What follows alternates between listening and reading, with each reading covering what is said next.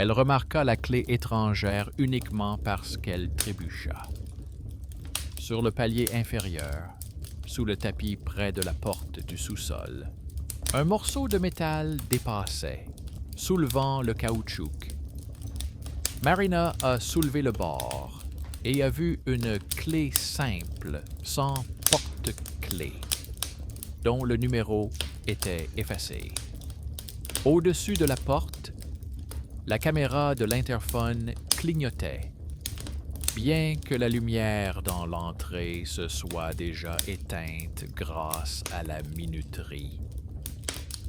Au moment où ses doigts ont touché la clé, un bref tintement de clochette a retenti dans l'obscurité du sous-sol, une seule fois, comme un essai. Bonjour à tous ceux qui écoutent cette histoire. Écrivez ensuite dans les commentaires dans quel contexte vous l'avez écouté et bonne écoute. Marina vivait dans une chambre louée dans un immeuble tout aussi vieux du quartier voisin. Elle avait payé son loyer jusqu'à la fin de l'année et calculait chaque mois si ses honoraires seraient suffisants pour ne pas devoir retourner chez ses parents. Elle travaillait comme journaliste indépendante pour un magazine en ligne sans personnel. Le rédacteur en chef promettait à tout le monde de régulariser leur situation un jour, mais pour l'instant, il les payait au nombre de clics. Plus l'histoire était sombre et légendaire, plus elle était vue. Marina avait hérité de son père ingénieur l'habitude de tout vérifier sur les documents et dans les détails, même si le texte était ensuite facile à rédiger. Un lecteur a écrit au sujet d'une voyante dans un sous-sol. La lettre disait qu'une vieille femme était assise dans le sous-sol d'un immeuble résidentiel et qu'elle ne prenait pas d'argent parce qu'elle remboursait une dette. Apparemment, tous ceux qui venaient la voir entendaient une clochette sonner, puis des funérailles commençaient dans l'immeuble. Le rédacteur en chef a transmis le sujet à Marina, lui proposant de rédiger un article ironique sur la sorcière près des poubelles. Il lui a rappelé de manière informelle que les articles analytiques étaient moins lus actuellement, tandis que les histoires effrayantes attiraient davantage les annonceurs. Marina a accepté, non pas par intérêt pour le mystique, mais parce qu'elle avait peur de perdre même ce revenu. Elle devait payer sa chambre et aider sa mère, qui vivait dans une autre ville et tombait de plus en plus souvent malade. Elle a décidé d'utiliser le sujet, mais de vérifier sur quoi reposait la légende. Qui payait le loyer du sous-sol? Qui était responsable de la caméra? Combien de fois les secours avaient été appelés à cette adresse? La maison s'est avérée être une vieille maison typique, avec un banc au rez-de-chaussée et des tapis sur les balcons. Le sous-sol avait une entrée séparée depuis la cour, à côté des poubelles. Au-dessus de la porte était accrochée une petite plaque sur rendez-vous sans profil. À côté, il y avait un document de la société de gestion avec la liste des dettes. La liste comprenait un point intitulé « Local non habitable, sous-sol, responsable, Monsieur L.K », avec une note indiquant que le paiement devait être effectué à la caisse. La signature était de la même main que celle figurant sur la liste des débiteurs. La même personne était responsable à la fois de l'argent des locataires et du sous-sol. Près de la porte se trouvait une boîte en carton sans marquage, sans logo des services, sans adresse, seulement du ruban adhésif brun. Les traces d'une étiquette arrachée laissaient supposer qu'elle avait déjà été transportée quelque part. La caméra de l'interphone au-dessus de la porte clignotait alors que les autres lumières de la cour étaient éteintes. La clé sous le paillasson et la boîte sans nom près de l'entrée ressemblaient à des déchets ménagers ordinaires, mais Marina les a notés comme des éléments récurrents. Dans ce genre d'immeuble, les objets perdus disparaissent rapidement, mais ici, tout était à sa place. Avant de descendre, elle monta au premier étage et frappa à la porte la plus proche. La femme d'âge moyen qui lui ouvrit parlait précipitamment, avec irritation et curiosité. Elle dit que les gens allaient au sous-sol, mais qu'ils ne s'en vantaient pas. Elle affirma que la vieille femme ne prenait pas d'argent, mais demandait parfois qu'on lui achète des provisions. Elle a ajouté que plusieurs personnes étaient décédées peu après leur visite, mais a immédiatement souligné que c'était peut-être une coïncidence. La formule semblait familière. La responsabilité était écartée, la légende confirmée. Marina a été inscrite au sous-sol par téléphone par le rédacteur en chef. À l'heure prévue, elle s'est de nouveau approchée de la porte, a remis la clé sous le paillasson et a descendu les marches humides. En bas, ça sentait le moisi et le savon bon marché. Dans le couloir recouvert de panneaux en plastique, un seul imperméable sombre était suspendu. Derrière le rideau se trouvait la pièce de la voyante, une table recouverte d'une nappe en plastique, 2 chaises, une lampe de bureau, un radiateur. Sur la table, un vieux jeu de cartes, une assiette avec des croûtes de pain séché, une petite icône. Au fond, dans l'ombre du mur, on devinait un autre passage, d'où provenait le tintement d'une clochette. La voyante était une femme âgée, de petite taille, vêtue d'un pull sombre et d'une jupe longue. Elle avait les cheveux attachés en chignon, portait des lunettes à verres épais et une montre à large bracelet en cuir usée au poignet, identique à celle que Marina avait vue sur une vieille photo dans l'album de sa grand-mère. Les mains de la vieille femme n'étaient pas sorcières, mais celles d'une travailleuse. Des doigts larges aux articulations sèches, familières à tous ceux qui passent beaucoup de temps à feuilleter des papiers ou à porter des sacs lourds. Marina se présenta et expliqua qu'elle voulait faire un reportage sur les gens et leurs peurs et non sur les miracles. Elle demanda si c'était vrai que la voyante ne prenait pas d'argent. Celle-ci répondit d'un air fatigué qu'à son âge, elle n'avait plus rien à prendre, seulement à donner. Elle dit que la clochette sonnait pour ceux qu'il était encore possible d'aider. Elle parlait calmement, comme quelqu'un qui sait depuis longtemps trouver une justification et ne la change plus.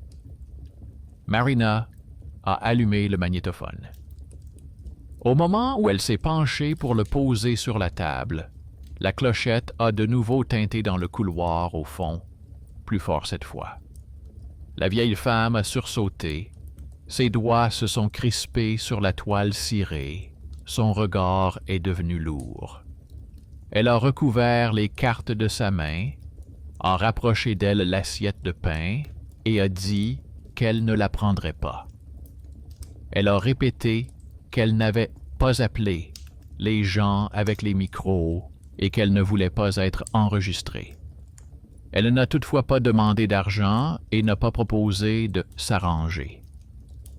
Ce refus était étrange du point de vue de la logique habituelle. Il était avantageux pour la légende d'apparaître dans l'article, mais la voyante a repoussé cette opportunité. Pour Marina, c'était un détail de plus. Une personne qui aurait pu tirer profit des peurs des gens avait choisi le silence. Cela signifiait que le motif de rembourser une dette n'était pas seulement un beau geste. Elle monta les escaliers, sentant que la caméra clignotait à nouveau en haut et que la clé sans nom était toujours sous le paillasson. À la maison, elle a étalé sur la table tout ce qu'elle avait rassemblé. Les photos de l'entrée, du sous-sol, de la boîte et de la caméra de l'interphone. La photo de la feuille avec les débiteurs, où il y a une ligne sur le sous-sol.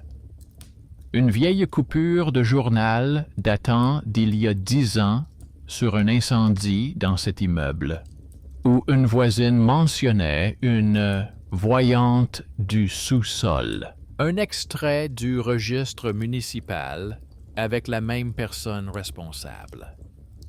Un fichier audio à la fin duquel on entend un petit bruit, un pic sonore semblable à un tintement lointain. Au lieu de l'histoire d'horreur légère qu'on attendait d'elle, un schéma se dessinait, dans lequel la clochette, la clé, la caméra et les morts d'autrui étaient liés non seulement par des rumeurs, mais aussi par des documents. Et Marina comprenait déjà qu'en poursuivant sur ce sujet, elle ne se plongerait pas dans un mythe, mais dans les intérêts de quelqu'un dans cet immeuble. Le lendemain, Marina ne commença pas par le texte, mais par le côté papier de l'histoire. Dès le matin, elle se rendit à la société de gestion dont le nom figurait sur la plaque à l'entrée. Dans le couloir étroit, des gens étaient assis avec leurs quittances.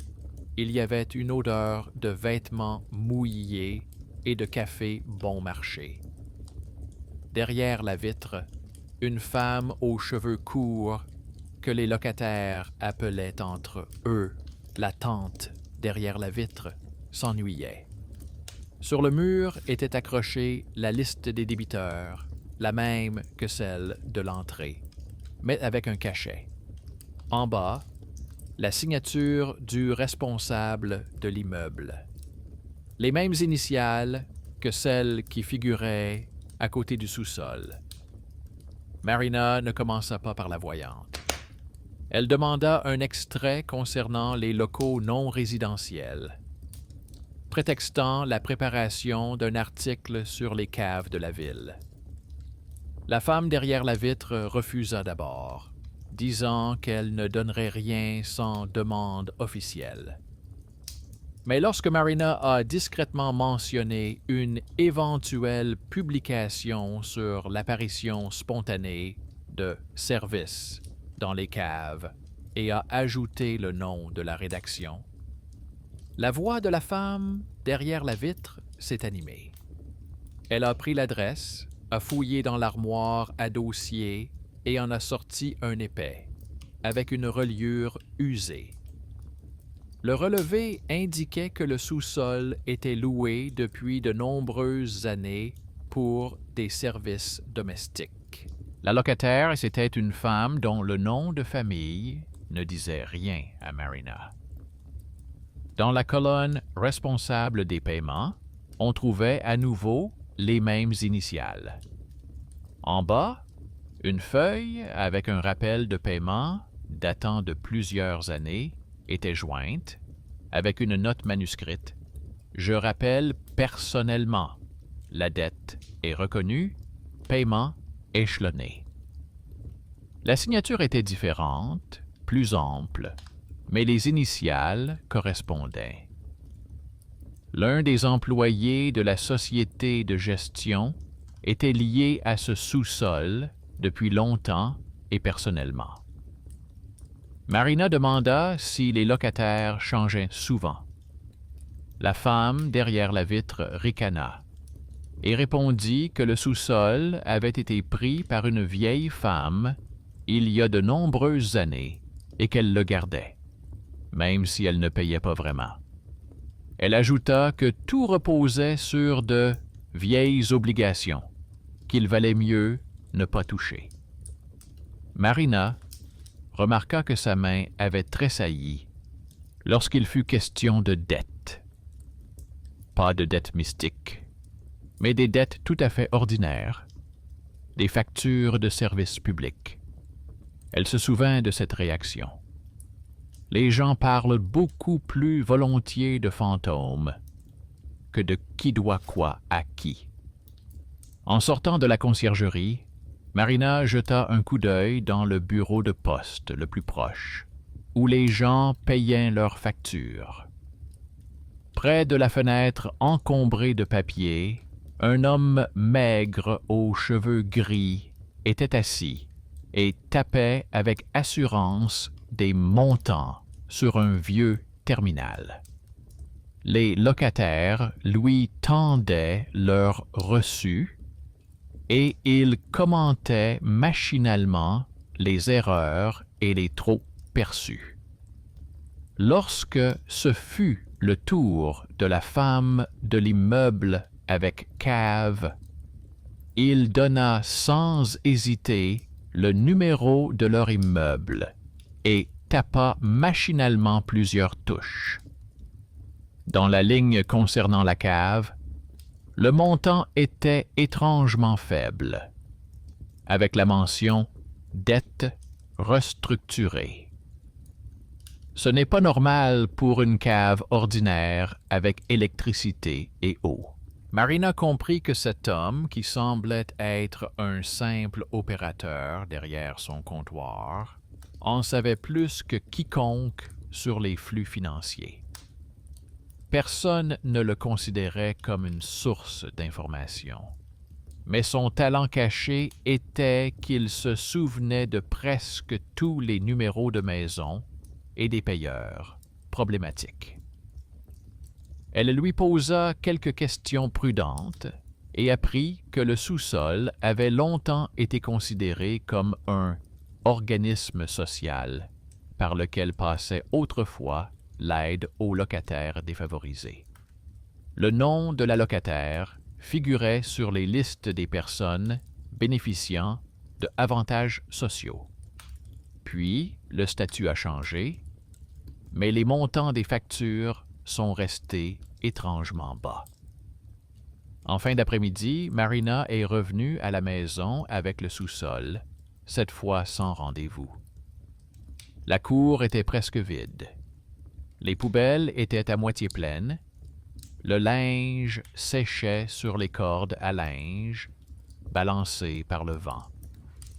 La caméra de l'interphone près du sous-sol clignotait de la même lumière régulière. La clé sous le paillasson était toujours là. La boîte était contre le mur. Seul le ruban adhésif sur un coin s'était légèrement décollé. On avait l'impression d'un cadre figé que personne ne changeait. Marina sortit son dictaphone et décida de vérifier si elle n'avait pas rêvé ce bruit à la fin de l'enregistrement la veille. Dans ses écouteurs, elle rembobina le fichier jusqu'aux dernières secondes. On y entendait ses pas, le claquement de la porte et un bruit métallique à peine audible. En augmentant le volume, on aurait pu le prendre pour une clochette, mais aussi pour un coup accidentel de clé. L'heure s'afficha sur l'écran du dictaphone, exactement la même que celle à laquelle, quelques mois plus tôt, Un appel d'ambulance avait été enregistré dans le journal des appels à proximité de cette maison. Une coïncidence à la minute près. Marina n'aimait pas les synchronicités magiques, mais de telles coïncidences, lorsque les chiffres concordent d'eux-mêmes, ont toujours excité les rédacteurs en chef, qui avaient besoin d'histoires belles. Elle a également enregistré cela. Son choix était simple.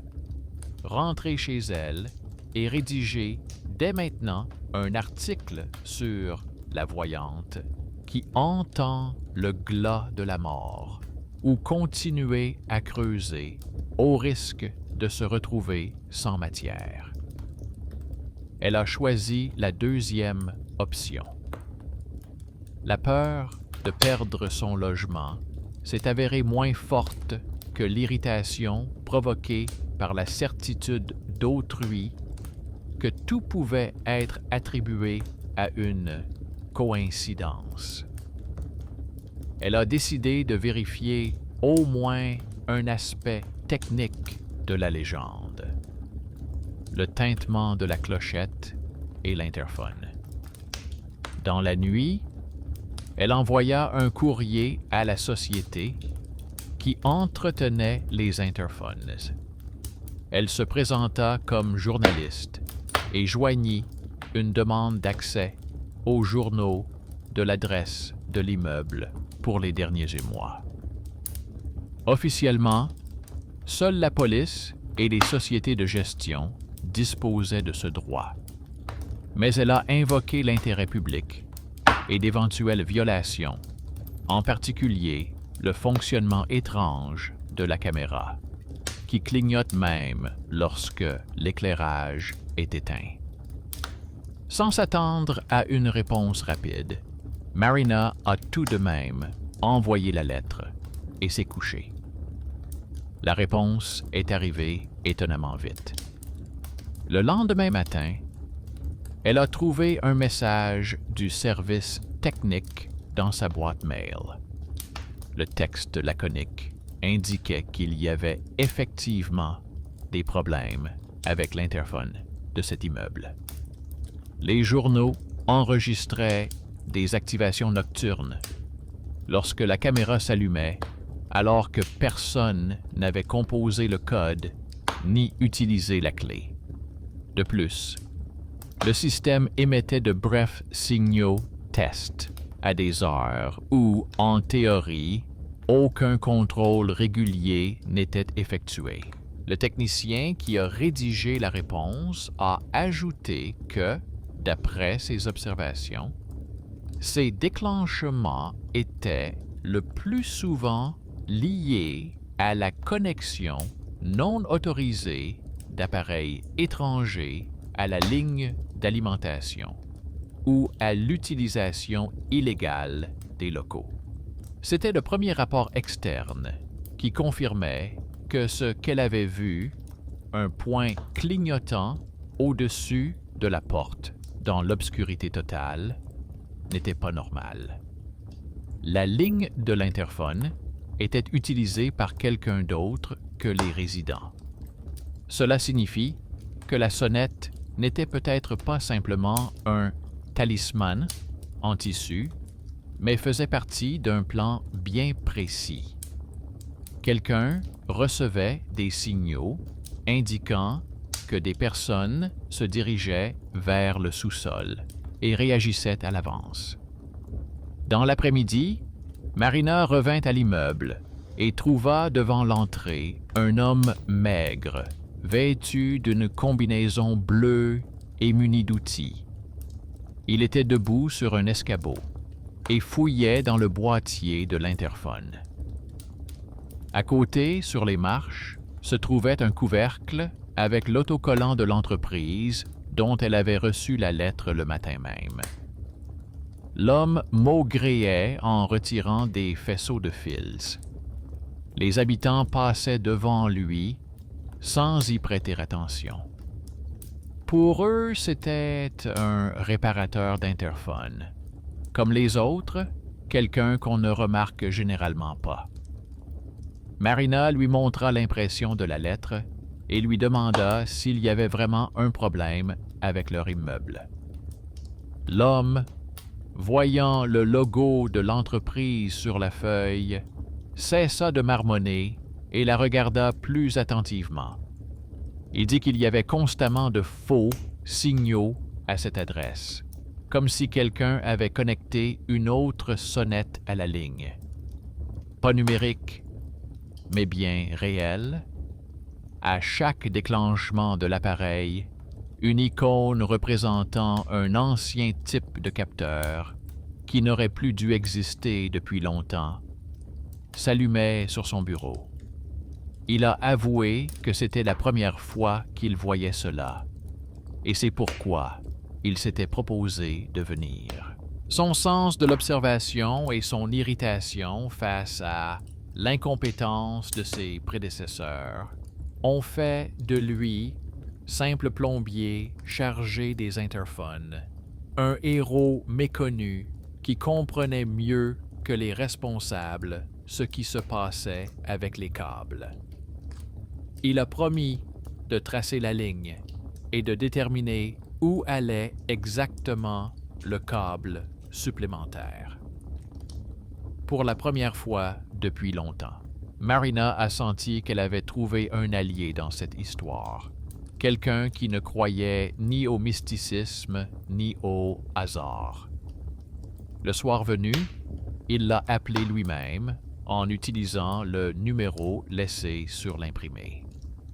Il lui a dit que le câble supplémentaire menait précisément au sous-sol où se trouvait la voyante et qu'il n'était pas connecté à une simple sonnette, mais à un ancien panneau d'alerte interne qui faisait autrefois partie du système de communication de toute la maison.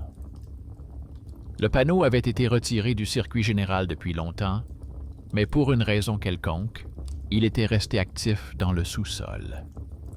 Chaque fois que quelqu'un entrait dans la cour ou appuyait sur les boutons de l'interphone, on pouvait entendre un son en bas, si l'on savait où écouter. Il s'avère que le son de la mort dont murmuraient les habitants pouvait très bien être le signal d'un appareil ordinaire, même s'il était ancien. Seulement, quelqu'un avait réglé cet appareil de manière à ce qu'il soit accessible à une femme en particulier dans une pièce en particulier. Cette information n'apaisait pas l'inquiétude. Au contraire, elle la rendait plus intense. Si quelqu'un utilise l'ancien système d'alerte, cela signifie qu'il obtient des informations sur les gens avant même qu'ils ne réalisent qu'ils font partie d'une légende étrangère. Marina a noté tout ce que lui a dit l'interphoneur, a conservé une copie de la lettre et a compris que le refus de la voyante de lui accorder une interview semblait désormais encore plus étrange. La vieille femme avait entre les mains non seulement des rumeurs et des cartes, mais aussi une clochette bien réelle qui lui permettait de savoir qui venait la voir et quand. Cela transformait le mythe de la voyante mortelle en une question non pas de prophétie, mais de savoir qui disposait des informations sur les personnes vivant dans l'immeuble et comment. C'est après cela qu'elle a décidé de faire le pas qui allait définitivement l'entraîner dans cette histoire. Retourner dans la cave, non pas en tant que journaliste avec un dictaphone, mais en tant que simple visiteuse venue demander conseil. De retour dans la cave, en tant que cliente, Marina fit semblant d'avoir oublié son dictaphone et son carnet. Elle enfila une veste simple, sans détail voyant, laissa son sac à la maison et ne prit que son téléphone dans sa poche. Elle n'est pas venue le soir, comme la fois précédente, mais pendant la journée, lorsque la cour était à moitié vide et l'entrée à moitié silencieuse. La clé se trouvait toujours sous le paillasson. La caméra de l'interphone clignotait toujours avec la même obstination. La sonnette est restée silencieuse jusqu'à ce qu'elle touche la poignée de la porte. À l'intérieur, tout était presque inchangé. Dans le couloir, le même imperméable solitaire était suspendu à un crochet. Dans la pièce, il y avait une table recouverte d'une nappe en plastique, une lampe, un radiateur, des cartes, une assiette avec des croûtes de pain séché. Seule une chemise grise avec un élastique qui n'était pas là auparavant était posée sur une chaise dans un coin. La voyante était assise à sa place habituelle, avec la même montre au poignet. Elle ne fut pas surprise de la voir arriver, comme si elle savait déjà que Marina ne reviendrait pas en tant que journaliste. Marina dit qu'elle était venue demander conseil, comme une simple visiteuse. Elle formula ses questions comme les gens les écrivent habituellement dans les commentaires, sur la santé, le travail, sa mère. Elle n'a pas mentionné le texte, l'interphone, ni les techniciens. La voyante l'a écouté, a hoché la tête et n'a demandé son nom qu'ensuite. Jusque-là, la clochette était restée silencieuse. Elle a sonné au moment précis où Marina l'a nommée. La sonnerie était aussi brève que lors du premier contact avec la clé sous le paillasson, mais elle résonna plus fort dans la pièce. La vieille femme se raidit, son regard ne se posant pas sur Marina, mais quelque part vers le mur, là où, dans l'ombre, commençait le deuxième passage. Elle se pencha vers le dossier gris, l'ouvrit et en sortit un mince cahier usé. Les pages étaient remplies de colonnes de noms et de dates. Marina remarqua qu'une partie des lignes était soulignée à l'encre rouge. La voyante passa son doigt sur la liste et s'arrêta sur un nom qui correspondait à celui de Marina, mais avec une initiale différente. C'était le nom de jeune fille de sa grand-mère. À côté figurait une date remontant à plusieurs années et une brève note indiquant que la dette de loyer avait été réglée en raison d'un décès. Marina sentit son estomac se nouer. Dans son enfance, sa grand-mère lui avait parlé d'une longue attente pour obtenir un logement, de caves où l'on stockait les affaires pendant les travaux de rénovation, et d'un incendie à la suite duquel on leur avait attribué un autre logement. Mais elle n'avait jamais donné de détails. La vieille femme a dit qu'elle avait déjà rencontré ce nom dans cet immeuble et qu'elle ne s'attendait pas à ce que quelqu'un de ceux-là revienne ici. Elle a ajouté qu'à l'époque, il y a de nombreuses années, dans leur bureau chargé des relations avec les locataires, il était d'usage de régler les dettes de cette manière. Lorsqu'une personne décédait, la dette était annulée et les papiers étaient classés dans un dossier séparé. Elle a dit qu'elle travaillait là-bas, en bas, avec les fichiers, et qu'elle avait reçu sa montre pour ses années de service précisément pour ce travail. La montre à son poignet ne semblait soudain plus être un objet fortuit. Marina écoutait et notait mentalement chaque mot.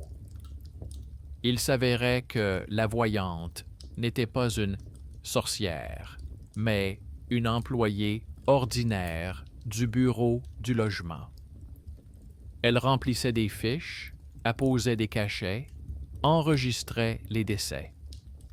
Selon elle, la clochette se trouvait d'abord sur le bureau du chef et sonnait lorsqu'il appelait quelqu'un.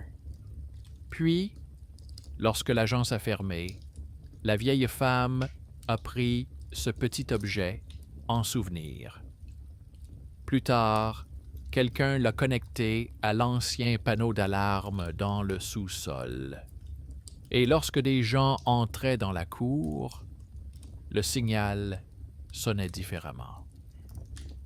La voyante a déclaré qu'elle percevait désormais chaque sonnerie comme un rappel que le nom de quelqu'un pouvait à nouveau figurer sur la liste. Et c'est pourquoi elle ne prenait pas d'argent. Elle considérait qu'elle expiait ses anciennes décisions. Marina remarqua que, tout en prononçant ces mots, la vieille femme ne la regardait pas dans les yeux, mais fixait le cahier où, parmi les anciennes inscriptions, figurait le nom de sa grand-mère. Le lien caché entre le passé et le présent n'était plus une supposition. Il était inscrit sur la page, à côté de la mort d'un inconnu et d'une mention indiquant qu'une dette avait été effacée. Pendant la séance elle-même, rien d'inhabituel ne s'est produit. La voyante touchait les cartes, posait des questions précises, parlait en termes généraux. Marina a remarqué avec attention que tout cela ressemblait à un ajustement psychologique ordinaire. Elle s'accrochait habilement au lapsus, comme une opératrice expérimentée d'un centre d'appel, et renvoyait à la cliente ses propres pensées.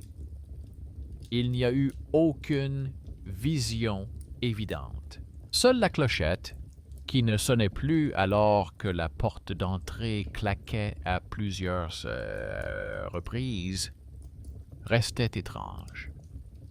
À un moment donné, la vieille femme a déclaré que pour une personne ayant un parcours comme celui de Marina, le plus dangereux n'était pas la mort, mais les propos des autres à son sujet.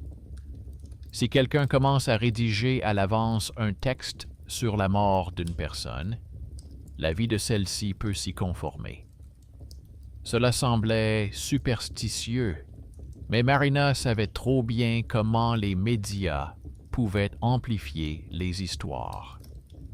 Ce qui ressemblait à une prophétie dans la bouche de la voyante était en fait presque l'intuition professionnelle d'une personne qui avait trop souvent vu dans les journaux des noms passés de la liste des débiteurs à celle des personnes décédées. Marina remonta du sous-sol avec encore plus de questions qu'avant sa visite. Sur le chemin du retour, elle passa chez sa mère pour vérifier une idée. Dans l'armoire contenant les documents familiaux, elle trouva un vieux dossier avec des reçus. Parmi eux, plusieurs feuilles avec une ligne détachable en bas et le nom de sa grand-mère en haut. Dans la colonne « Spécialiste » figurait le même nom que celui de la voyante, mais avec un autre patronyme. À côté, il y avait le cachet bleu de l'agence immobilière du quartier où se trouvait actuellement la maison avec le sous-sol. Sa mère lui a dit qu'ils avaient effectivement vécu là, dans les étages inférieurs il y a longtemps, jusqu'à ce que la maison soit déclarée dangereuse. Elle a préféré ne rien dire au sujet du sous-sol. Plusieurs autres détails concordaient. Dans une coupure de journal ancien sur l'incendie de cette maison, que Marina avait trouvée dans les archives, il était fait mention d'une employée de l'agence responsable du sous-sol. Le nom n'était pas mentionné, mais il était possible de reconstituer le cheminement du document. Le sous-sol en tant qu'objet social, les bénéficiaires d'allocations, les files d'attente, les dettes, l'incendie, la réinstallation. La vieille femme qui, des années plus tard, est assise dans ce même sous-sol et dit qu'elle rembourse sa dette.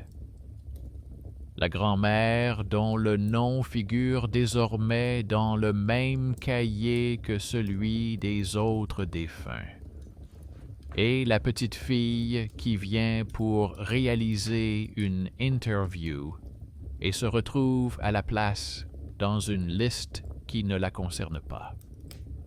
Pendant ce temps, le rédacteur en chef pressait. Il écrivait que le sujet était brûlant, qu'il fallait publier l'article avant la fin de la semaine. Il proposait de mettre l'accent sur la cloche qui sonne pour ceux qui ne seront bientôt plus là, sur les terribles coïncidences et sur les prédictions de mort gratuites. Pour lui, le lien avec les dettes communales, l'interphone et les anciennes allocations était ennuyeux. Il proposait de le laisser en arrière-plan et de mettre au centre la voyante en tant que sorcière urbaine qui entend la mort des autres et Marina en tant que journaliste courageuse qui est descendue là-bas. Marina était assise devant son brouillon et sentait deux couches s'affronter en elle. L'une était légère, cliquable, où la cloche sonnait comme un signe du destin, et où le sous-sol était un lieu de pouvoir. L'autre, plus lourde, où les sons et les signes sont d'anciens systèmes d'alerte, des dettes sur papier, des vies effacées et des personnes qui décidaient autrefois de la dette à effacer après les funérailles. Entre ces deux couches se tenait-elle elle-même, avec son dictaphone, ses cahiers, les lettres du concierge et le refus de la voyante de lui accorder une interview. Elle a choisi la troisième voie. Elle a décidé de ne pas faire de la vieille femme une sorcière, ni de s'éloigner complètement du sujet.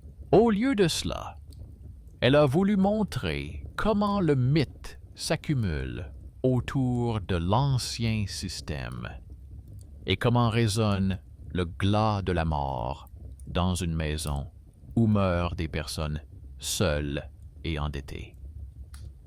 Pour cela, il fallait une preuve supplémentaire.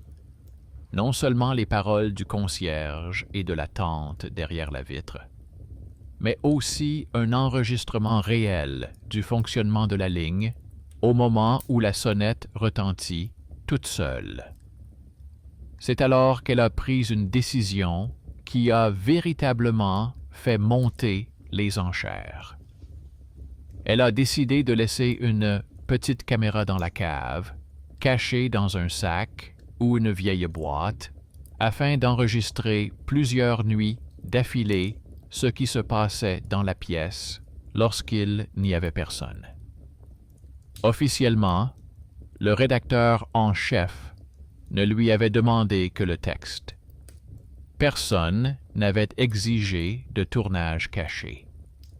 Mais Marina voulait immortaliser le moment où le signal de l'interphone se transforme en sonnerie. Son obstination d'ingénieur l'emporta sur sa prudence. Elle a acheté une simple caméra avec un détecteur de mouvement, l'a caché dans un vieux dossier et, la fois suivante, lorsqu'elle est allée chez la voyante sous le même prétexte de cliente, elle l'a discrètement laissé sous une chaise. Elle a dit qu'elle avait oublié son dossier avec ses documents et a promis de revenir le lendemain pour le récupérer. La vieille femme a fait un geste de la main, comme si cela lui était égal. À ce moment-là, la clochette était silencieuse. Mais Marina a senti son cœur se serrer à l'idée qu'elle transportait dans la cave un œil qui ne dépendait ni du mythe, ni des accords conclus par d'autres. La nuit, une fois rentrée chez elle, elle ne parvint pas à trouver le sommeil. Plusieurs phrases tournaient dans sa tête. Le nom de la grand-mère dans le cahier de la voyante, la signature de la vieille femme sur les anciens reçus, la note du concierge, la lettre de la société de gestion, les mots de la rédaction sur l'histoire effrayante, la promesse de revenir chercher le dossier. L'eau coulait normalement du robinet. La radio des voisins diffusait des chansons sans intérêt. Seul un objet dans la pièce différait de l'image habituelle. Le dictaphone sur la table, qui s'était allumé plusieurs fois tout seul lorsqu'elle l'avait accidentellement heurté avec son coude. Elle ne savait pas encore que dans quelques jours, un tout autre appareil allait s'allumer. La caméra dans la cave, laissée pour quelques nuits, allait commencer à enregistrer non seulement le clignotement des lampes et le tintement de la sonnette, mais aussi les allées et venues des gens dans la pièce, qui laissaient derrière eux plus que de simples empreintes de chaussures sur le sol mouillé. Et son propre nom figurera déjà dans un dossier étranger, non pas dans une coupure de journal ou sur un reçu, mais dans une ligne sèche d'un rapport qui sera rédigé après la mort soudaine de la journaliste venue interviewer des personnes sur la mort d'autres personnes. Les 2 premiers jours, après que la caméra soit restée sous une chaise dans la cave, ont été à la fois ordinaires et nerveux. Marina travaillait sur les textes en cours, répondait à son rédacteur en chef que le matériel sur la voyante était encore en cours et vérifiait ses emails toutes les 2 heures. La caméra était réglée pour s'allumer en cas de mouvement et économiser de la mémoire. Elle n'envoyait pas le signal vers le cloud, mais vers une carte mémoire. Elle avait suffisamment d'expérience en matière de piratage pour ne pas exposer inutilement les locaux d'autrui sur le réseau. Le 3e jour, elle est retournée au sous-sol pour récupérer le dossier oublié. La voyante l'a accueilli sans surprise. Le dossier était au même endroit, sous la chaise, comme si personne ne l'avait touché. La clochette n'a pas sonné une seule fois pendant toute la durée de la visite, bien que la porte claquait à l'étage et que quelqu'un se disputait dans l'entrée. Marina remercia, prit le dossier et monta l'escalier. La caméra à l'intérieur était froide, éteinte. Cela la rassura pour une raison quelconque. Cela signifiait que personne n'avait rien remarqué. À la maison, vers le soir, elle s'assit devant son ordinateur portable et commença à regarder les extraits. Les premières heures d'enregistrement ne donnèrent rien. Une pièce vide, la lumière d'une lampe, parfois une voyante qui mélangeait des cartes ou écrivait quelque chose dans son cahier. La sonnette retentissait lorsque la porte d'entrée s'ouvrait à l'étage, ce qui correspondait bien à ce qu'avait dit le concierge. Il n'y avait rien de mystérieux ni de déconcertant. Chaque sonnerie était associée à un petit point vert dans les journaux de l'interphone. Mais sur l'un des enregistrements nocturnes, elle vit autre chose. Tard dans la soirée, un homme vêtu d'une veste et d'un bonnet qu'elle n'avait jamais vu auparavant entra dans la cave. Il traversa facilement le couloir sans se déshabiller, s'assit sur une chaise en face de la voyante et posa un dossier épais sur la table. La caméra n'enregistrait pas le son, mais d'après les gestes, on voyait que la conversation ne portait pas sur le destin, mais sur des papiers. La vieille femme ouvrait le dossier, pointait du doigt les lignes, secouait la tête, puis sortait son cahier avec les noms de famille. L'homme montrait quelque chose sur son téléphone. La clochette ne sonna pas à ce moment-là, car il savait déjà qui était assis devant elle. Marina a arrêté l'image et l'a agrandie. Le visage de l'homme était de profil, mais elle l'a reconnu grâce aux photos sur le site web de la société de gestion. C'était bien le responsable de l'immeuble et des locaux non résidentiels, dont les initiales figuraient sur les listes de débiteurs et les relevés concernant le sous-sol. L'homme dont la signature figurait sur les anciennes quittances de sa famille et les nouveaux documents relatifs au sous-sol. Dans un autre extrait, la même scène se répétait avec la femme de la société de gestion, cette même tante derrière la vitre. Elle apportait une pile de reçus, les étalait sur la table, la voyante se penchait pour les lire, en repoussait certains et faisait des annotations dans son cahier en face d'autres. Tout cela durait quelques minutes, puis la femme partait en emportant une partie des papiers. Marina ne savait pas de quoi elle parlait, mais le sens était évident. Le sous-sol n'était pas seulement un lieu de pouvoir. C'était un nœud de dettes anciennes et nouvelles, d'avantages et de décisions, où les noms des gens commençaient à vivre leur propre vie sur papier alors qu'ils étaient encore en vie. L'une des vidéos l'a bouleversé.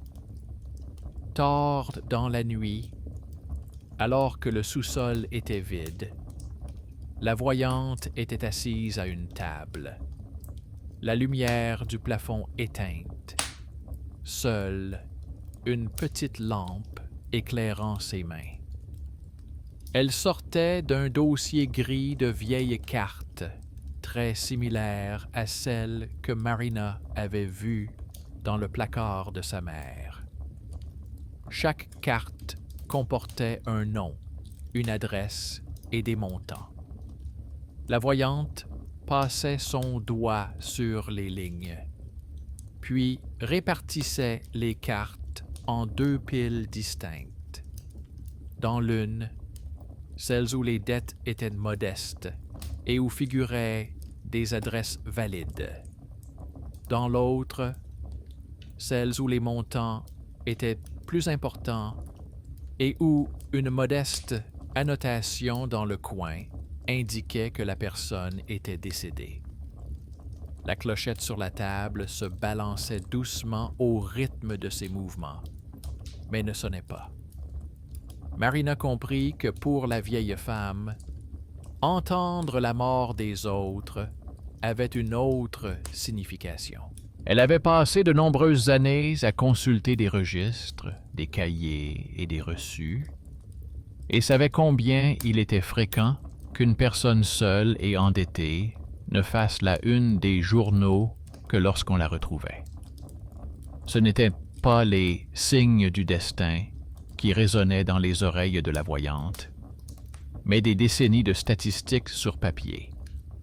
Mais la maison, la cour et les voisins préféraient en faire une simple légende. Il y a une cave où la cloche entend qui va être emportée. C'est plus facile que d'admettre que derrière chaque sonnerie se cache la pauvreté ordinaire de quelqu'un. C'est avec ces pensées qu'elle est venue à la rédaction. Elle a apporté une clé USB avec des enregistrements, des copies imprimées de lettres de la société d'interphone, des extraits de la gestion immobilière, de vieilles quittances de sa grand-mère, des images imprimées où l'on voit un homme dans un bureau et une femme derrière une vitre. Le rédacteur en chef a rapidement parcouru les documents et a déclaré que c'était un autre film. Selon lui, les lecteurs avaient besoin d'un film d'horreur sur une voyante et non d'un drame social sur les stratagèmes des services publics. Il a proposé de simplifier le tout, garder la clochette et les morts accidentelles, supprimer l'interphone et les documents, rendre le texte plus vivant, plus effrayant. Marina a refusé. Elle a dit qu'elle ne transformerait pas en monstre une vieille femme qui avait peut-être passé toute sa vie à rembourser les dettes des autres. Si elle devait écrire, ce serait tel quel, en montrant toute la chaîne. L'éditeur a laissé entendre que le texte tel quel risquait de ne pas être publié, que la publication avait ses propres objectifs. Une tension silencieuse, sans cri, s'était installée entre eux. Ils s'attendaient clairement à ce que l'argent et la peur de perdre son emploi suffisent à la faire reculer. Auparavant, cela aurait été le cas. Elle a pris la clé USB, a rangé toutes les feuilles dans une chemise et a dit qu'elle allait y réfléchir. Elle est sortie de la rédaction alors qu'il faisait déjà nuit. Il pleuvait légèrement dans la rue, l'asphalte était glissant. Elle marchait vers l'arrêt de bus, serrant la clé USB dans sa poche, comme s'il s'agissait d'un objet lourd. Les balayeurs n'avaient pas eu le temps de ramasser les feuilles mouillées près du passage piéton. Les voitures, peu nombreuses, projetaient la boue sur le bord de la route. Ce qui s'est passé ensuite ne faisait plus partie du jeu de personne. Dans la rue voisine, un conducteur a remarqué trop tard un piéton qui se précipitait pour traverser au feu vert. Dérapage, distance de freinage, cris des passants. Tout cela a ensuite été décrit dans un rapport laconique. Il n'y avait pas un mot sur les caves, les sonnettes et les clés USB. Seulement la date, l'heure, le carrefour et la formulation n'a pas eu le temps de réagir. Son nom s'est retrouvé dans le même type de document où elle avait cherché pendant tant de jours les noms d'autres personnes. La clé USB dans la poche de sa veste n'avait pas été endommagée. La veste, avec ses affaires, a été remise à sa mère plus tard, lorsqu'elle est venue remplir les papiers. Sa mère a pris l'ordinateur portable, le dictaphone, les dossiers, sans vraiment comprendre ce qui était important. À la maison, elle a tout posé sur la table à manger et n'y a pas touché pendant plusieurs jours. La nuit, la télévision ronronnait en arrière-plan. Elle avait du mal à rester dans le silence. Une nuit, vers minuit, le dictaphone posé sur la table s'est mis en marche. Ce n'était pas lui, mais sa mère, qui, en fouillant dans ses affaires, avait appuyé sur le bouton sans s'en rendre compte. Elle s'apprêtait à aller se coucher lorsque la voix douce et familière de Marina, posant des questions à la vieille femme dans la cave, a retenti dans la pièce. Dans l'enregistrement, on entendait une clochette tinter au fond de la pièce et la vieille femme parler d'une dette qui ne pouvait être transférée. La mère s'est figée sur le seuil. Les aiguilles de l'horloge murale indiquaient presque minuit. Pour une personne qui vit depuis une semaine dans le désarroi, cela suffit pour croire à un signe. Le lendemain, elle a perdu tous ses fichiers. Elle a trouvé dans son ordinateur portable un dossier contenant des documents, des lettres, des journaux d'interphone et des images de caméra. À partir de ces fragments, elle a reconstitué un tableau dans lequel la mort de sa fille n'avait aucun lien avec la malédiction de la voyante. Il y avait les gardes de nuit, la fatigue, l'asphalte glissant, la dispute avec le rédacteur en chef et toute une série de personnes qui travaillaient depuis des années avec les dettes d'autrui. La mère comprenait qu'elle ne pourrait pas convaincre ses voisines, qui associeraient forcément tout cela à la clochette. Mais elle a décidé pour elle-même qu'elle ne laisserait pas l'histoire de sa fille se dissoudre dans une nouvelle légende. C'est une toute autre personne qui s'est révélée être un bienfaiteur inattendu. Le rédacteur en chef adjoint, que personne ne prenait au sérieux au bureau. Le garçon responsable du fil d'actualité et de la publication des textes des autres. Il a été le premier à lire la vie de Marina dans ses fichiers lorsqu'il a trié ses emails professionnels. Il a vu la correspondance avec la société d'interphone, les enregistrements de la caméra, le brouillon du texte, dans lequel il n'y avait pas une seule ligne criarde sur la sorcière. Il était depuis longtemps fatigué de voir la publication nourrir ses lecteurs d'histoires effrayantes à moitié inventées. Cette histoire lui a donné une raison de faire ce que personne n'attendait de lui. Il a contacté la mère de Marina, lui a demandé la permission d'utiliser les documents de sa fille et lui a promis de ne pas en déformer le sens. Il a ensuite rédigé lui-même le texte, le signant non pas de son nom, mais d'un pseudonyme neutre, afin de le faire passer d'abord par la modération interne. Dans l'article, la voyante du sous-sol n'était pas présentée comme une sorcière, mais comme une ancienne employée de l'Office du logement, à qui l'on apportait désormais non seulement des cartes, mais aussi de vieilles factures. La sonnette n'était plus un signe du destin, mais le symbole d'un ancien système d'alerte adapté à des besoins personnels.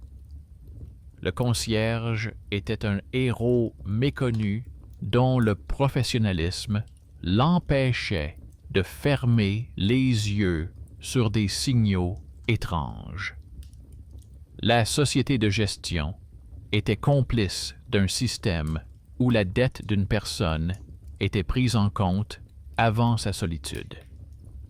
Le texte n'a pas été publié en première page, mais dans la section des enquêtes, qui était rarement mise en avant.